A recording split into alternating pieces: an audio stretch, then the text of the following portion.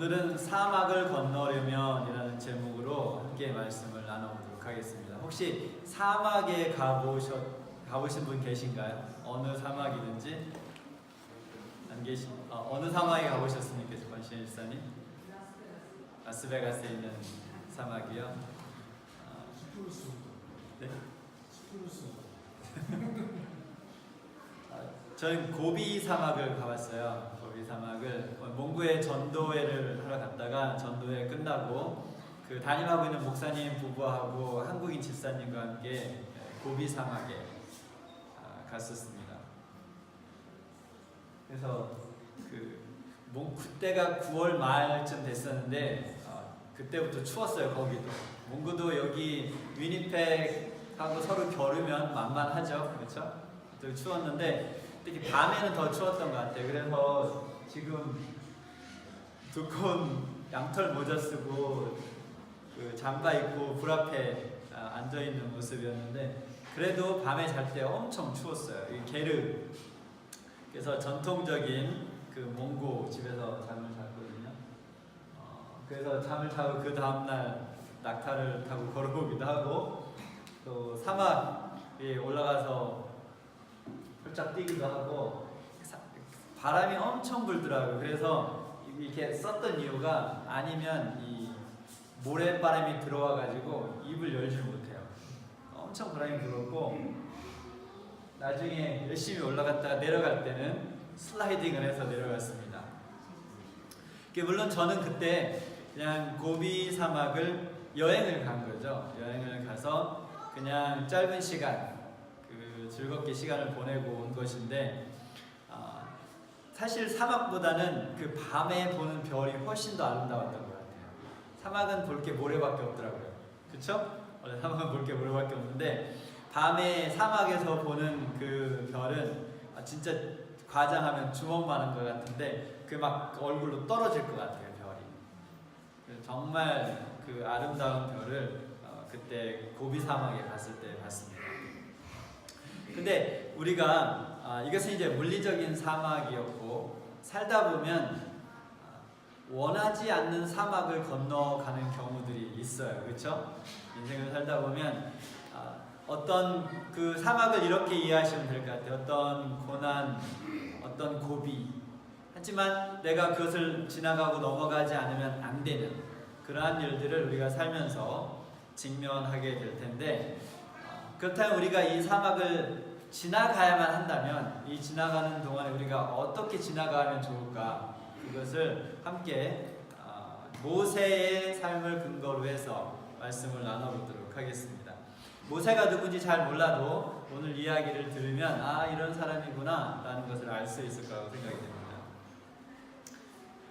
이스라엘 그때 이제 모세가 태어날 때 삶의 방식을 보면 이집트에 두 나라가 있었어요. 그렇죠?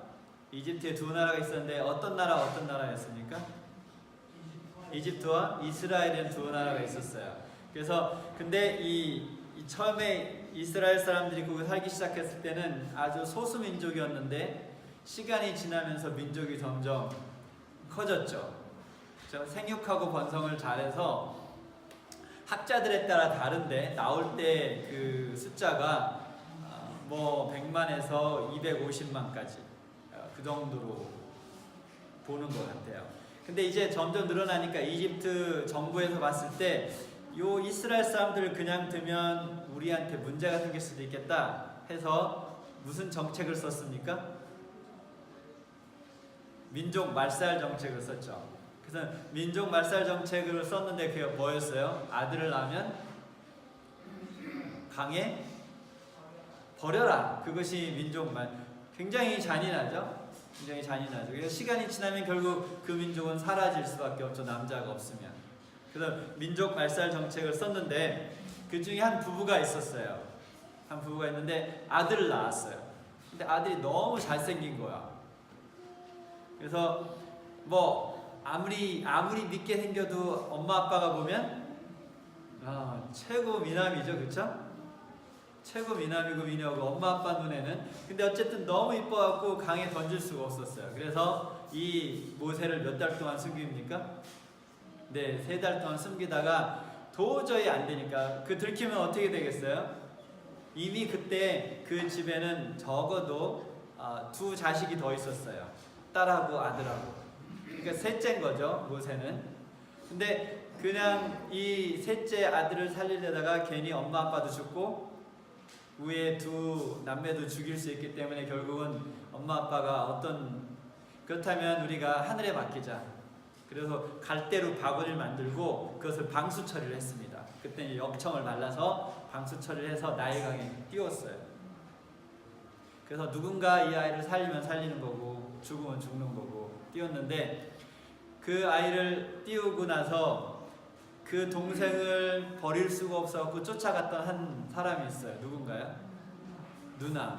누나가 있는 사람들은 행복한 사람이에요. 네, 그래서 이 누나 미리암이 이 동생이 어떻게 될까 걱정하면서 동생을 쫓아갑니다. 그런데 정말 아이러니하게 그 바구니가 그 나라 이집트 왕자 공주 바로 왕의 딸이 목욕을 하는데, 그때는 공주도 강가에 가서 목욕했나 봐요. 그렇죠? 어쨌든 가서 놀러 나간 건지 하여튼 목욕을 하는데 바구니가 떨어지니까 저거 가져와 봐라. 근데 딱 열었을 때 제 생각엔 아이가 생글생글 웃었을 것 같아요. 아니 울었을까요? 제 생각엔 생글생글. 그걸 보면 마음이 확 녹아버리게 모세가 웃었을 것 같아요. 여러분 잘 웃으세요. 생명이 왔다 갔다 하는 거. 그래서 그 웃는 모습, 어쨌든 그 아이를 보고 너무 이뻐서 이 아이를 자기가 키우고 싶다는 생각이 들었어요. 이때 똑똑한 누나가 가서 이 아이가 젖먹이 아이잖아. 3달 됐으니까 유모를 제가 데려올까요? 그러니까 공주가 그렇게 하라고 해서 결국은 어떻게 됩니까? 다시 이 모세가 바로 공주의 보호 아래서 그 모든 것을 다 서포트했을 거 아니에요? 그렇죠? 밥 먹는 거, 옷 사는 거, 그때부터 먹을 걱정 안 했을 것 같아요, 이 부모가. 그래서 몇 살까지 그 부모 밑에서 큽니까? 12살까지. 왜 이렇게 오래 뒀는지는 저도 사실 모르겠어요. 근데 12살까지 그 부모 앞에서 크다가 그 다음에 어디로 들어갑니까? 예, 왕궁으로 들어가요. 그래서 그때부터는 이제 그 신민지나 마찬가지죠. 그 신민지 상태에 있어서 죽을 뻔했던 그 모세가 이제는 그 당시에 최고 강대국이었던 중에 하나였던 이집트의 왕의 손자가 됩니다. 운명이 참 달라지죠, 그렇죠? 근데 이 모세는 12세 동안 부모에게 자라면서 자기 나름대로의 정체성을 갖게 됐어요. 어떤 정체성? 히브리 사람으로서의 정체성을 갖게 됐어요. 그리고 그는 자기 마음속에 내가 언젠가는 이 히브리 사람들을 이집트에서 해방시켜야 되겠다는 그 비전과 그 마음이 이 모세 속에 있었습니다. 근데 12살에 이제 궁에 들어가서 거기서 몇 살까지 사냐면 40살까지 살아요. 그러면 몇 년을 산 거예요? 빨리 산수해 보세요. 네, 28년을 살은 거죠. 그렇죠? 28년을 살았는데 그 그때 아들이 귀했던 것 같아요, 이집트에. 그래서 이 모세가 그 바로의 뒤를 이어서 왕을 이을 그 크라운 프린스였어요. 좀 역사가 아이러니하죠? 그래서 크라운 프린스로서 무엇을 받았겠습니까? 모든 군사 교육과 정치 교육을 받았겠죠. 어떻게 그 대국을 다스려야 되는지를 40세가 됐으면 이미 그런 공부는 다 끝난 거죠. 그렇죠? 근데 그때 이미 여기 지금 1.5세대 한번 손들어 보세요. 이민 1.5세대. 1.5세대가 뭔지 몰라요? 여기서 태어나진 않았는데 여기 와서 자라서, 그렇다고 한국 사람의 정체성은 아니고 그냥 중간 세대, 1.5세대. 왜 손 안 드세요? 네, 1.5세대들은 어떤 정체성이냐면 한국인의 정체성이 있어요. 근데 그러면서도 여기서 이제 청소년기나 초등학교부터 자랐기 때문에 우리 다인이나 채윤이도 다 1.5세대가 되겠지, 시간이 지나면서. 지났기 때문에 이 어떤 갈등이 있냐면 여기 사람으로서 살아가는 그 갈등이 있어요. 그래서 내면 속에 두 문화가 때때로 갈등을 일으킬 것 같아요. 그런데 지금 모세가 그런 갈등 속에 있었어요. 히브리인으로서의 그 정체성, 그 더군다나 모세는 자기가 나중에 자기 성인이 되면 이 해방군의 장군이 돼서 이 이스라엘 백성들을 이집트에서 끌어내서 새로운 나라로 갈 거라는 그런 비전을 갖고 있었기 때문에 마음속의 갈등이 얼마나 컸을지 상상이 되나요? 그 나라의 크라운 프린스로서의 훈련을 받고 거기서 자라나고 있으면서 마음속에서는 사실은 역모를 꾸미고 있는 거죠. 그쵸? 역모를 꾸미고 있는 거예요. 그래서 언젠가는 내가 이 이스라엘 백성들을 이집트에서 해방시켜야 된다는 역모의 마음이 마음속에 있었고, 두 가지의 갈등이 마음속에서 계속해서 존재했습니다. 근데 어떤 갈등이 더 컸어요? 우리 크리스탈은 한국인의 정체성이 더 커요? 아니면 여기 캐나다인 정체성이 더 커요? You don't have to answer. 그런데 저희 모세는 어떤 정체성이 더 컸어요? 예, 히브리인 정체성이 더 컸어요. 그래서 결국은 나는 이 왕위를 이을 수 없다. 나는 내 백성을 해방시켜야 되겠다. 그래서 그런 마음을 품고 있는데 어느 날 보니까 이 이집트 사람이 자기 히브리 사람을 때려요. 그러니까 뭐가 올라왔겠어요? 이게 싹 분노가 올라와서 얼마나 군사훈련을 잘 받았냐면 몇 대를 때렸는지 모르겠지만 그 이집트 사람을 죽였어요. 살인을 한 거죠. 그리고 잘 마무리됐다고 생각을 했는데 그 다음에 보니까 히브리 사람끼리 싸우니까 다시 분노가 생기는 거야. 지금 우리끼리 잘 살아도 힘들 텐데 너희들끼리 싸워? 하고서는 그 싸움을 중재하려고 하니까 너 누군데 우리 싸움을 중재해? 하면서 그 살인사건 이야기를 하죠. 이때 모세가 무엇을 깨달았습니까? Everybody knows. 그래서 이제 모든 사람들이 다 아는구나.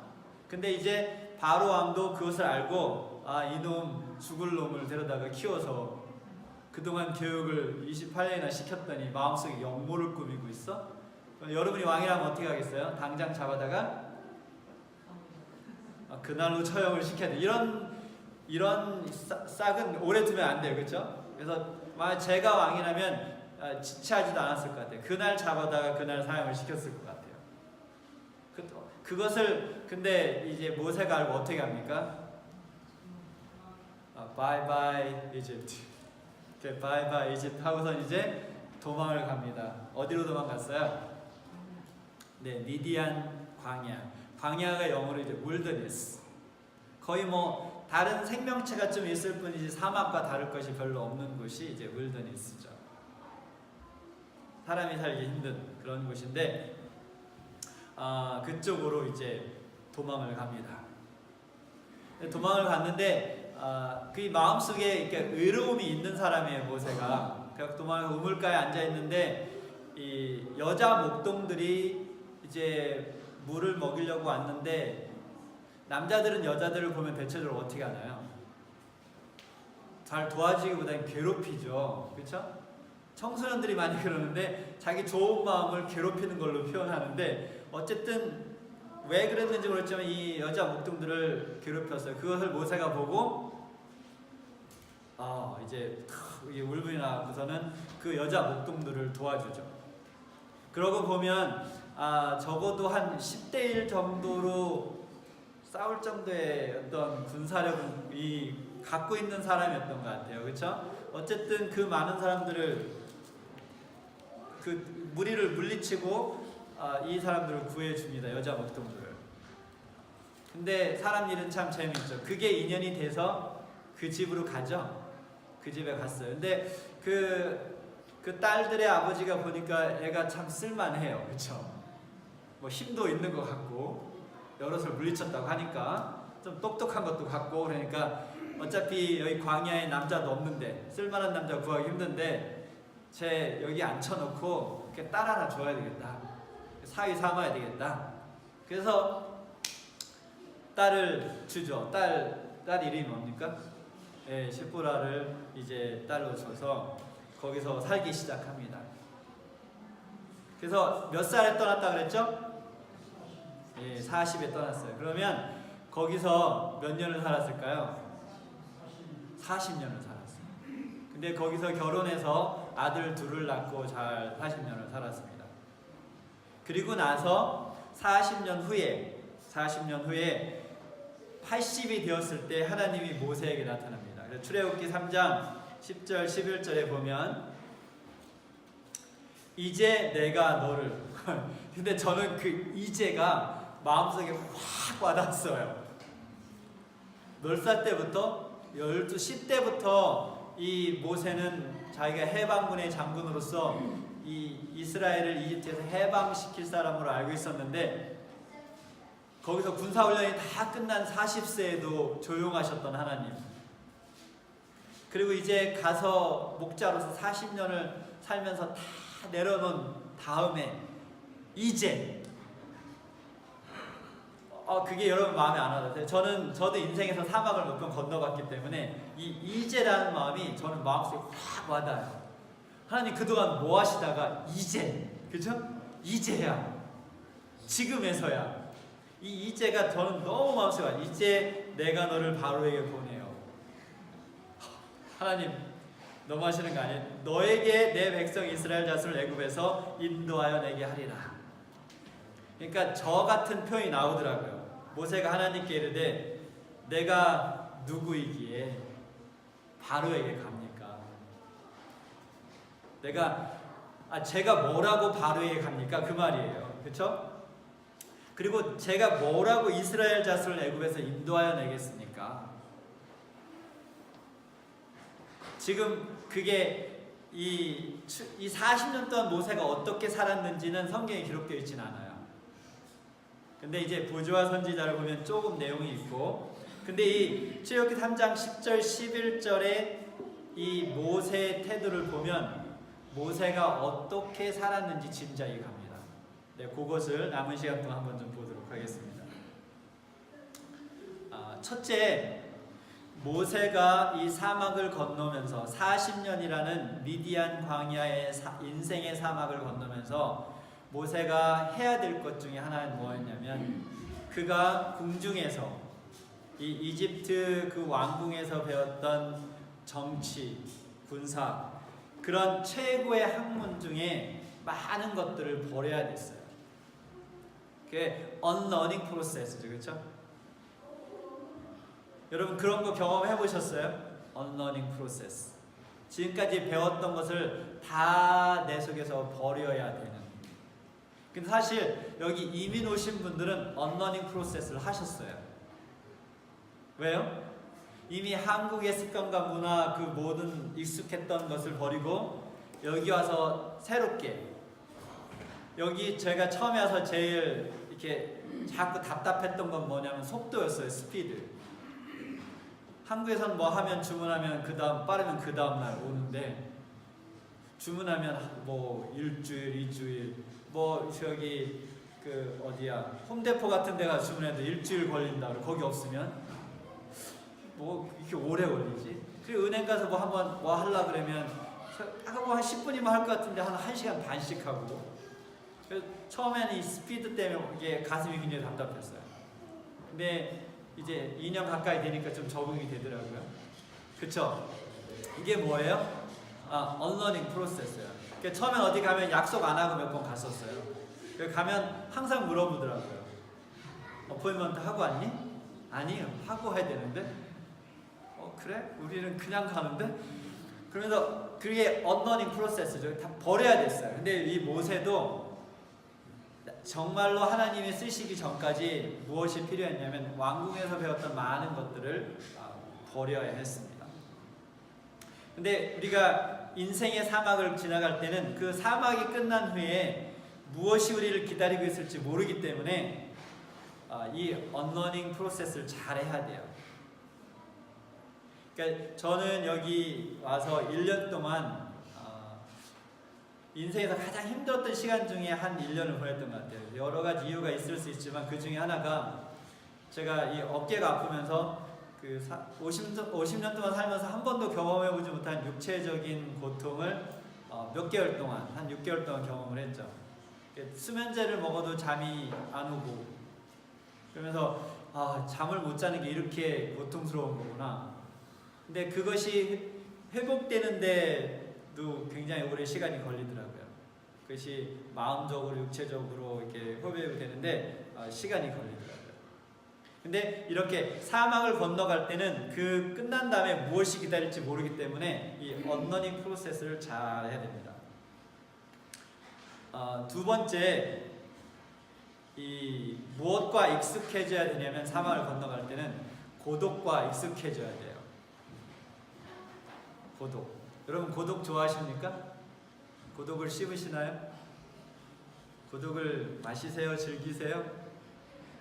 이 궁중에서 살 때는 어떻겠습니까? 많은 유흥이 있었겠죠. 오락이 있었겠죠. 그쵸? 많은 엔터테인먼트가 있었었는데 이제는 이 누구하고 놀아야 됩니까? 모세가? 양하고 놀아야 돼요. 양하고. 양이 말을 잘하죠. 그쵸? 네, 양이 말을 잘하죠. 양을 데리고 들에 나가서 할 일이 뭐가 있겠어요? 하늘을 쳐다보다가 누웠다가 그 다음에 뭐 짐승이 오는지 봤다가 고독과 시간을 보내야 되죠. 근데 그런 시간을 광야를 지나가다 사막을 지나가다 보면 무슨 소리가 들리는지 아세요? 네? 양의 소리가 들려요. 양의 소리. 양의 소리와 함께 무슨 소리가 들리냐면 내면의 소리가 들리기 시작해요. 내면의 소리. 그래서 저는 제가 의도하게, 그러니까 작년에 있었던 그런 일들은 제가 의도한 건 아니죠. 근데 저는 가끔 혼자 이렇게 여행을 떠나는데 여기 이제 위니펙에 오기 전에도 이스라엘에 가서 일주일 동안 이제 그 워킹, 그 백패킹 하고 걷는 여행을 했어요. 그래서 그 말씀드렸었죠, 그렇죠? 나사렛에서 가버나움까지 이제 혼자 걸었는데 그때는 그 사람들이 걷는 때가 아니에요. 여름이라.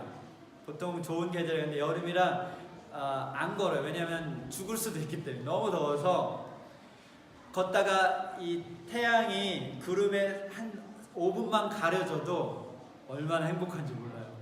그런 짓을 왜 하냐고요? 근데 그런 짓을 하다 보면 무슨 소리가 들리냐면 내면의 소리가 들려요.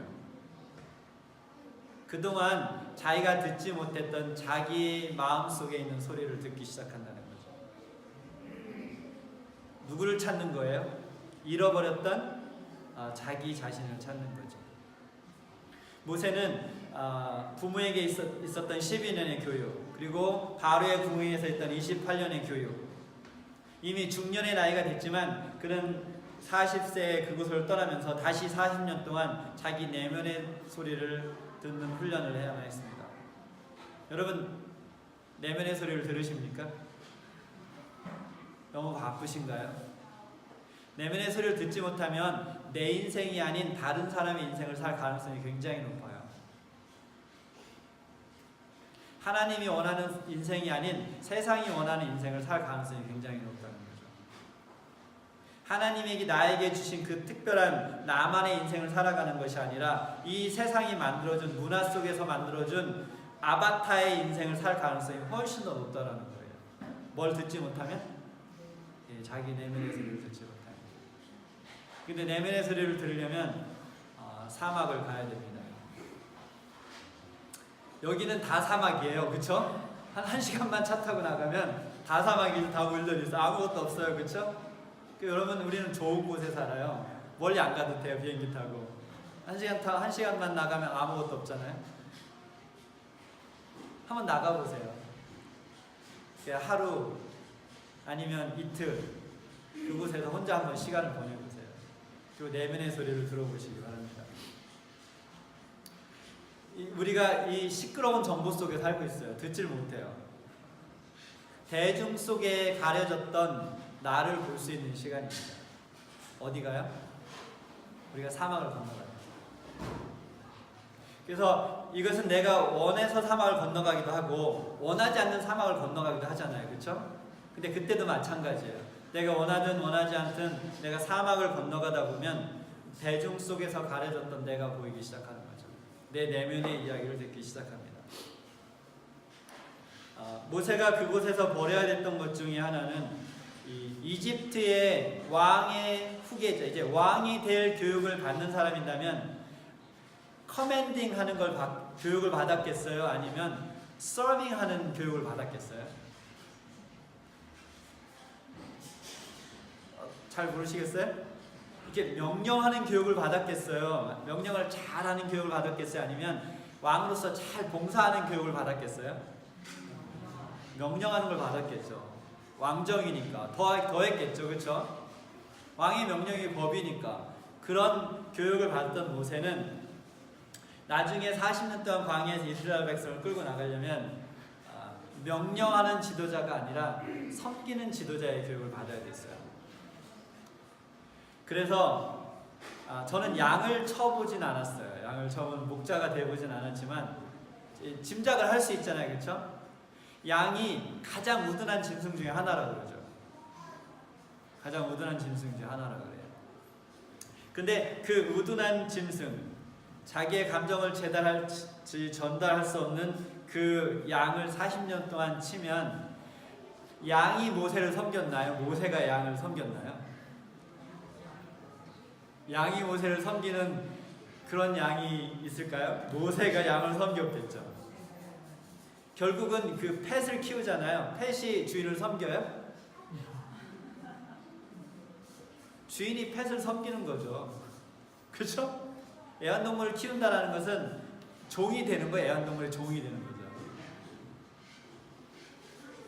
요새 그 한국은 업고 다니고 여기 이렇게 애처럼 요 안에 이렇게 강아지를 이렇게 애 앞에 없는 거 이렇게 앉는 거 있죠? 그렇게 이렇게 강아지를 여기다 이렇게 두고 다니는 그 강아지 주인들도 많아요. 여기는 대체적으로 끌고 다니는데 한국은 안고 다니는 사람들도 굉장히 많더라고요. 근데 저희 집에도 그 고양이가 2마리 있지만 보면 결국은 주인이 애완동물을 섬기는 거예요. 근데 그러니까 결국은 모세가 40년 동안 광야에서 무엇을 섬겼어요? 자기 말을 제대로 알아듣지 못하는 양을 열심히 섬기면서 명령하는 자리가 아니라 봉사하는 지도자의 자리를 배웠습니다. 또 한 가지 모세는 무엇을 배워야 됐냐면 자신의 삶을 사는 것을 배워야 했어요. 사실 많은 사람들이 어떻게 보면 간과하는 것 중에 하나인데 그것이 뭐냐면 하나님께서 사람에게 주신 첫 번째 사명이 뭔가요? 아담과 하와를 만들고 나서 그들에게 준 첫 번째 명령이 뭐였습니까? 결혼해서 애 낳고 살라는 거죠. 그죠? 네, 생육하고 결혼해서 애 낳고 살라는 것이 사람에게 주어진 그 첫 번째 운명이었어요. 그래서 자연스럽게 때가 돼서 결혼을 하고 아이를 낳고 그 아이를 키우는 그 삶, 그것은 다른 것을 하기 위한 부수적인 삶이 아니라 우리가 누리고 즐겨야 될 인생의 가장 중요한 한 부분 중에 하나라는 거죠. 그러나 내가 어떤 사명에 도취되면 어떻게 돼요? 무엇이 우선이 됩니까? 사명이 우선이 되는 거죠. 근데 아이러니하게 직업도 그래요. 그 직업을 갖는 이유가 뭡니까? 가족과 첫 번째는 가족이 풍요롭게 잘 먹고 잘 살려고 하는 거잖아요. 근데 결국은 제가 통계를 한번 보면 재밌을 것 같아요. 근데 그 직업 때문에 가정이 깨지는 경우가 있을까요? 그렇죠. 좀 아이러니하네요. 그렇죠? 그리고 그 직업을 지키기 위해서 저도 옛날에 많이 그랬는데 가족을 희생시키죠. 그렇죠? 가족을 희생시키죠. 그러다 보면 이 가족은 내가 무엇을 하기 위한 기반이라고 생각할 수 있다는 거예요. 그러나 그것은 성서적이지 않아요. 어쩌면 모세는 40살까지 자기는 자기의 모든 정체성을 해방군의 장군이라고 생각했었을 거예요. 근데 광야에 사는 40년 동안 모세는 무엇을 했어요? 결혼하고 아이를 둘을 낳고 목자로서의 40년의 삶을 살았습니다. 평범한 가장으로서의 삶을 살았던 것이죠. 그래서 아내와 남편과 자녀들과 부비며 사는 것. 여러분, 부비며 살 수 있을 때 잘 부비고 사시기 바랍니다. 네, 잘 부비고 살아요. 우리말에 그런 말 있잖아요. 있을 때 잘. 근데 대부분 저는 이제 위니페그 와서는 아직 장례식장에 제대로 가본 적은 없는데 장례식을 2번 치르긴 했지만 그 고인이 없는 상태에서 장례식 예배를 드렸었고, 한국에 있을 때는 훨씬 더 많이 갔어요. 장례식. 그 장례식을 가면 제일 많이 하는 말이 뭔지 아세요? 벌써 가면 어떡해?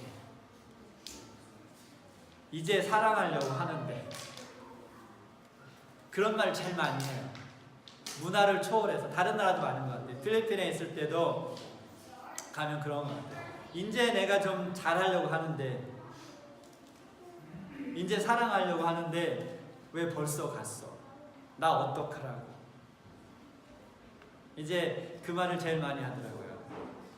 여러분, 있을 때 한번 따라 해볼까요? 있을 때 잘합시다. 네, 자녀도 떠나가고 배우자도 떠나가고 떠나가죠, 그렇죠? 그래서 있을 때 서로 이렇게 부빌 수 있을 때, 때때로는 그것이 짜증이 나고 욕이 나오고 신경질이 나는 거라도 부빌 수 있을 때 부비는 것이 우리가 사막을 건너갈 때 배워야 될 것 중에 하나입니다. 또 다른 한 가지는 사막을 건너가다 보면 아까 이제 섬기는 걸 이야기했는데 겸손해져요. 사막을 건너다가 왜 겸손해지는지 아세요? 자기가 할 수 있는 것이 너무나 없다라는 것을 깨닫죠. 제가 23살 때 군대를 이렇게 제대하고 1년 동안 그 막노동판에서 일을 했어요. 그래서 막노동판에 가면 기술자들은 안 그렇지만 그 시다들 뒤에서 보조하는 사람들은 대부분 인생의 바닥을 친 사람들이에요. 근데 그 사람들이 제일 많이 하는 말이 뭔지 아세요? 왕년회가 무슨 말이에요? 옛날에 뭐 하기 전까지는, 내가 이곳에 오기 전에는 잘 나가지 않았던 사람이 하나도 없어요. 다 한때는 한 가닥씩 했어요, 어디선가. 근데 지금 중요한 거는 인생의 그 밑바닥에서 있다라는 거죠. 근데 그 어떤 위치에서든지 밑바닥을 치면 정신을 잘 못 차리는 것 같아요. 뭐가 제일 정신을 못 차리냐면 그 현재의 자기의 위치를 못 받아들이는 것 같아요. 제가 첫 번째 담임 목사로 나간 교회가 사업을 하다가 망한 사람이 굉장히 많은 교회였어요. 좀 신기하죠? 근데 그 중에 하나가 이제 수백억대 사업을 하다가 망하고, 홀랑 망하고 이제 대구로 온 사람인데, 근데 어쨌든 다시 사업을 시작하긴 했는데, 그 사람과 이야기를 하다 보면 이렇게 도인 같아요. 도인. 뭐를 깨달은 거예요? 사막을 가면서 현재 내가 할 수 있는 것이 정말 아무것도 없다는 그 겸손의 자리를 깨닫는 거죠. 여기 이민 오신 분들이 그런 걸 많이 느낄 것 같아요. 그래서 한국에서는 이렇게 잘 나갔었는데 여기 오면 한국 분들은 대부분 다, 그쵸? 이렇게 그것이 더 못하다는 건 아니지만 자기가 한국에서 하던 것과 이렇게 비교해 봤을 때 내가 지금 왜 이런 일을 하고 있어야 되지?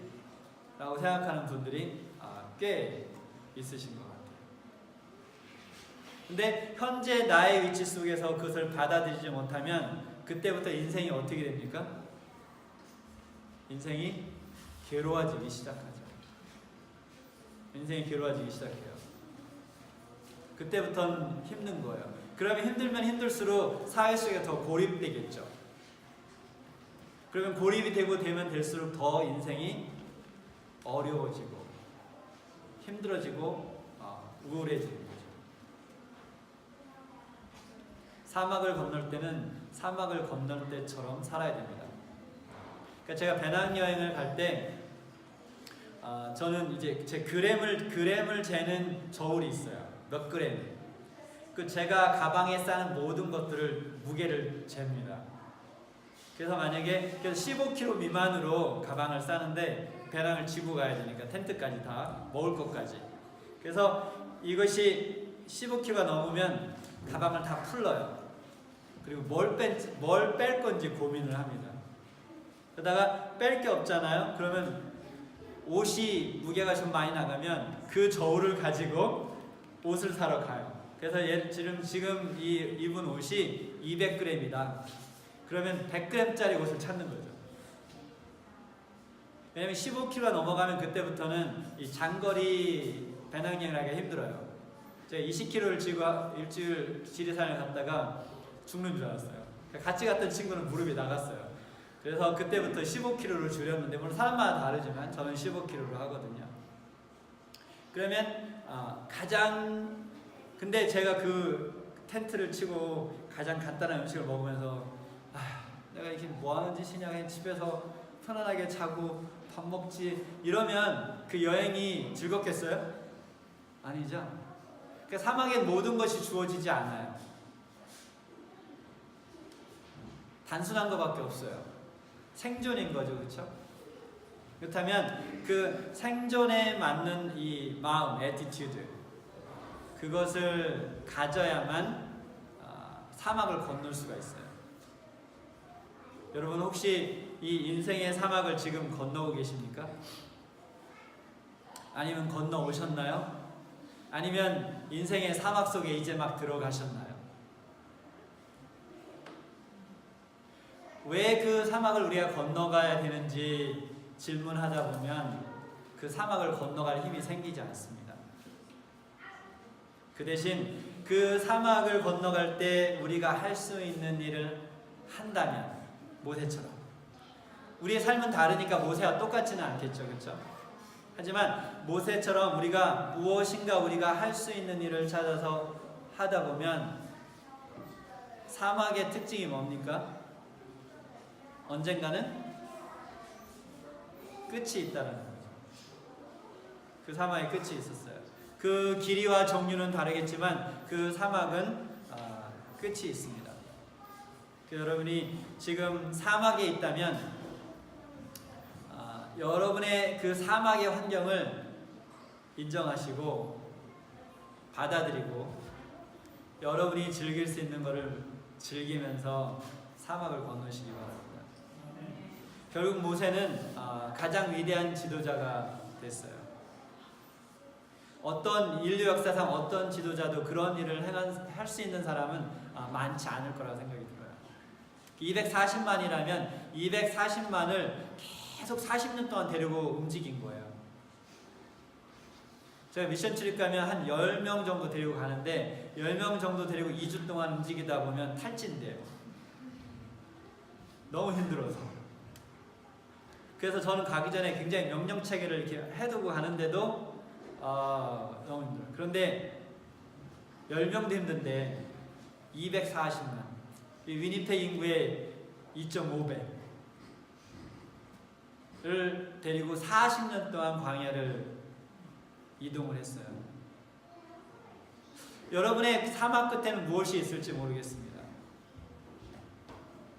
그러나 그 사막 끝에 무엇이 있는가, 그것보다는 현재 내가 사막을 갈 때 어떠한 태도로 가는가, 그것이 더 중요하다는 것이죠.